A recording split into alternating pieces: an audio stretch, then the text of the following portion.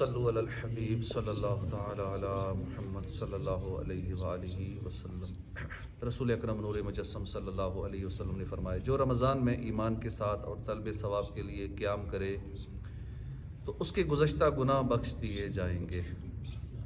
مفتی احمد یار خان نعیمی رحمۃ اللہ علیہ اس حدیث پاک کے تحت فرماتے ہیں، تراویح کی پابندی کی برکت سے سارے صغیرہ گناہ معاف ہو جائیں گے، کیونکہ کبیرہ گناہ توبہ سے اور حقوق العباد یعنی اللہ کی بارگاہ میں توبہ کے ساتھ حق والے کے معاف کرنے سے معاف ہوتے ہیں۔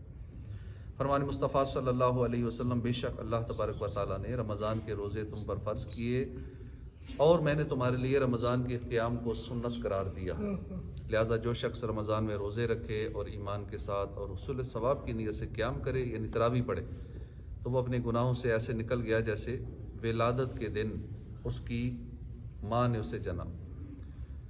تو الحمدللہ رمضان میں جہاں میں بے شمار نعمتیں میسر آتی ہیں، انہیں میں تراویح کی سنت بھی شامل ہے، اور سنت کی عظمت کے کیا کہنے، اللہ کے پیارے رسول مقبول سیدہ آمنہ رضی اللہ عنہ کے گلشن کے مہکتے پھول صلی اللہ علیہ وسلم کا فرمان جنت نشان ہے، جس نے میری سنت سے محبت کی اس نے مجھ سے محبت کی، جس نے مجھ سے محبت کی وہ جنت میں میرے ساتھ ہوگا۔ تراویح سنت مؤکدہ ہے اور اس میں کم از کم ایک بار ختم قرآن بھی سنت مؤکدہ ہے۔ امام اعظم ابو حنیفہ رمضان میں 61 بار قرآن کریم ختم کیا کرتے، 30 دن میں، 30 رات میں اور ایک تراویح میں۔ آپ نے 45 برس عشاء کے وضو سے نماز فجر ادا فرمائی۔ ایک روایت کے مطابق امام اعظم نے زندگی میں 55 حج کیے اور جس مکان میں وفات پائی اس میں 7000 بار قرآن مجید ختم فرمایا۔ میرے آقا اعلیٰ حضرت فرماتے ہیں، امام اعظم ابو حنیفہ نے 30 برس کامل ہر رات ایک رکعت میں قرآن کریم ختم کیا۔ علماء کرام نے فرمایا، سلف صالحین میں بعض اکابر دن رات میں 2 ختم فرماتے، بعض 4 ختم کرتے تھے دن رات میں، بعض 8 ختم بھی کرتے تھے روزانہ۔ میزان الشریعہ از امام عبد الوہاب شارانی قدس سرہ النورانی میں ہے کہ سیدی علی مرصفی رحمۃ اللہ علیہ نے ایک رات دن میں 3,60,000 ختم فرمائے۔ آثار میں ہے کہ حضرت مولا کائنات علی المرتضیٰ بایاں پاؤں رکاب میں رکھ کر قرآن مجید شروع فرماتے اور سیدھا پاؤں رکاب تک نہ پہنچتا کہ کلام شریف ختم ہو جاتا۔ بخاری شریف میں فرمان مصطفیٰ صلی اللہ علیہ وسلم کہ سیدنا داؤد علیہ السلام اپنی سواری تیار کرنے کا حکم فرماتے اور اس سے پہلے کہ سواری پر زین کس دی جائے زبور شریف ختم فرما لیتے۔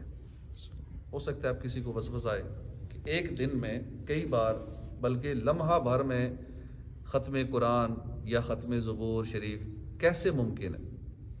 اس کا جواب یہ ہے کہ یہ اولیاء کرام کی کرامات میں سے اور سیدنا داؤد علیہ نبینا علیہ الصلوۃ والسلام کا معجزہ ہے، اور معجزہ اور کرامت عادتاً محال ہوتے ہیں، یعنی ان کا بطور عادت ظاہر ہونا ممکن نہیں ہوتا۔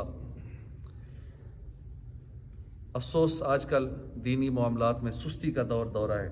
عموماً تراویح میں قرآن کریم ایک بار بھی صحیح معنوں میں ختم نہیں ہو پاتا۔ قرآن پاک ترتیل کے ساتھ یعنی ٹھہر ٹھہر کر پڑھنا چاہیے، مگر حال یہ ہے کہ اگر کوئی ایسا کرے تو اکثر لوگ اس کے ساتھ تراویح پڑھنے کے لیے تیار ہی نہیں ہوتے۔ اب وہی حافظ پسند کیا جاتا ہے جو تراویح سے جلد فارغ کر دے۔ یاد رکھیے، تراویح اور نماز کے علاوہ بھی تلاوت میں حرف چبا جانا حرام ہے۔ اگر تراویح میں حافظ صاحب پورے قرآن کریم میں سے صرف ایک حرف بھی چبا گئے تو ختم قرآن کی سنت ادا نہ ہوگی، بلکہ دوران نماز حرف چب جانے کی وجہ سے معنی فاسد ہونے یا محمل یعنی بے معنی ہو جانے کی صورت میں وہ نماز بھی فاسد ہو جائے گی۔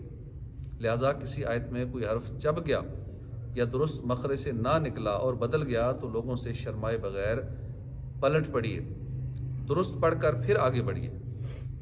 ایک افسوسناک امر یہ بھی ہے کہ حفاظ کی ایک تعداد ایسی ہے جسے ترتیل کے ساتھ پڑھنا ہی نہیں آتا، تیزی سے نہ پڑھیں تو بھول جاتے ہیں۔ ایسوں کی خدمتوں میں ہمدردانہ مشورہ ہے کہ لوگوں سے نہ شرمائیں، خدا کی قسم اللہ کی ناراضی بہت باری پڑے گی۔ لہٰذا بلا تاخیر تجوید کے ساتھ پڑھانے والے کسی قاری صاحب کی مدد سے از ابتدا تا انتہا اپنا حفظ درست فرما لیں۔ مد اور لین کا خیال رکھنا لازمی ہے، نیز مد، غنہ، اظہار، اخفاء وغیرہ کی بھی رعایت فرمائیں۔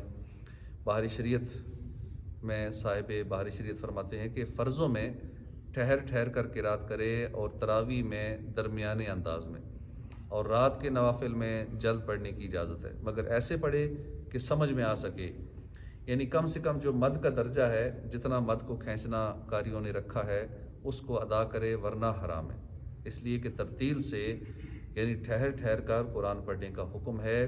ورتل القرآن ترتیلا، اور قرآن خوب ٹھہر ٹھہر کر پڑھو۔ میرے آقا اعلیٰ حضرت فرماتے ہیں کہ قرآن مجید اس طرح آہستہ اور ٹھہر کر پڑھو کہ سننے والا اس کی آیات اور الفاظ گن سکے، اس طرح پڑھو۔ نیز فرض نماز میں اس طرح تلاوت کرے کہ جدا جدا ہر حرف سمجھ آئے، تراویح میں درمیانے طریقے پر پڑھے، رات کے نوافل میں اتنی تیز پڑھ سکتا ہے جسے وہ سمجھ سکے۔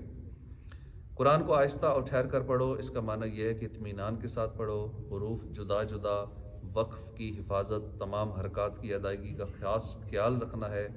ترتیلا اس مسئلے میں تاکید پیدا کر رہا ہے کہ یہ بات تلاوت کرنے والے کے لیے نہایت ضروری ہے کہ اس طرح پڑھے کہ ہر حرف دوسرے سے جدا ہو۔ اللہ پاک ہمیں قرآن پاک صحیح انداز میں پڑھنے کی توفیق عطا فرمائے، آمین بجاہ النبی الامین صلی اللہ علیہ وسلم۔